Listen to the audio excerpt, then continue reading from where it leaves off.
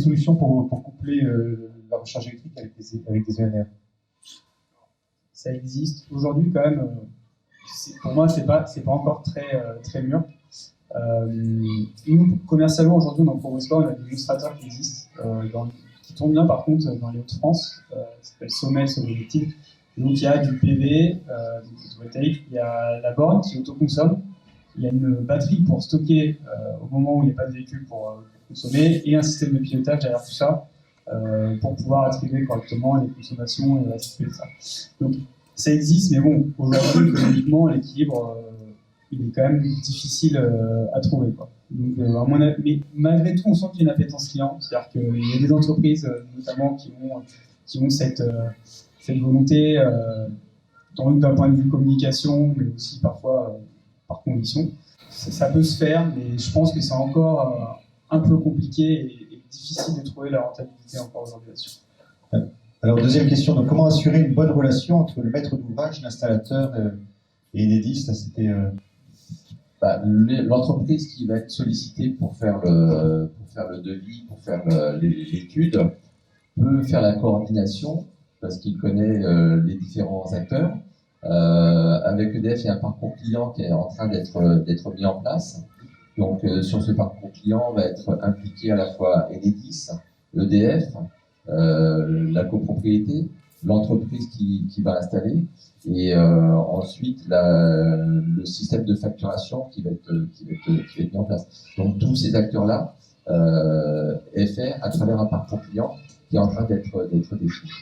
Est-ce que Synertiel, justement, recherche aujourd'hui, je sais qu'il y a des électriciens dans la salle, recherche des électriciens. J'avais une autre question, c'est comment on rejoint le réseau? Et est-ce que finalement, on parlait de copro, mais est-ce qu'il y a une formation aussi à la copropriété, à la compréhension des acteurs, des jeux de rôle, parce que la copropriété est un monde complexe. Au-delà de la formation, bien entendu, technique. Donc, 3 questions. Mais donc, les entreprises, Synertiel recherche des électriciens, évidemment, sur toute la France. C'est quoi l'objectif quand on regarde aujourd'hui? Vous êtes 150, c'est ça? Aujourd'hui, nous sommes 150 entreprises qualifiées, 100 avec 50 qui sont en cours de formation, en cours de qualification. Donc 150 normalement d'ici à fin septembre. Mais pour pouvoir mailler l'ensemble du territoire, on est toujours en recherche d'entreprises qui souhaitent se lancer sur ce secteur. Donc pour se qualifier, il y a deux parcours, le Qualifenec et l'AFNOR.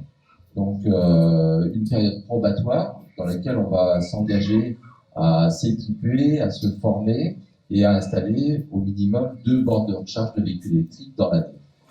Cette période probatoire permet ensuite de délivrer un certificat Qualifenec ou une mention AFNOR IRBE pour que l'entreprise soit qualifiée.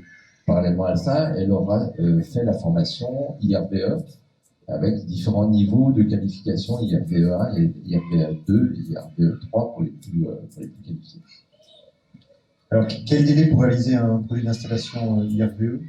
Il y a un premier devis qui est fait à la copropriété. Ce devis va être présenté en assemblée générale, donc il y a déjà le délai pour le vote. Et ensuite, une fois que l'assemblée générale vote le projet, selon la complexité, ça va être de 6 mois à 1 an pour voir l'aboutissement du projet. Donc au global, on est peut-être à 1 an, 1 an et demi? Au global, on est à 1 an et demi depuis l'initiation, depuis la demande. Ouais. Et en termes d'équipement, là, on va en revenir parce qu'il y a Testou aussi qui va présenter un peu les équipements, mais quel équipement pour débuter dans l'installation IRBE aujourd'hui? Donc les équipements, c'est les équipements de l'électricien de base au départ, mais vite il va falloir qu'il s'équipe pour pouvoir tester le réseau de terre normalement ça c'est le Qualifenec, l'électricien de base qui est équipé avec ces instruments pour tester le réseau de terre de la copropriété, et ensuite pour pouvoir tester les différentiels, pour pouvoir tester la borne de charge en elle-même avec un testeur que sûrement Testou va nous présenter tout à l'heure. Et puis, si on veut faire un réseau de communication pour le système de télérelève ou de recherche de communication du coup, Et il y a des fois un réseau interne à créer. Donc là, il faut un testeur de réseau interne pour pouvoir tester comment dire, le réseau dans le parking.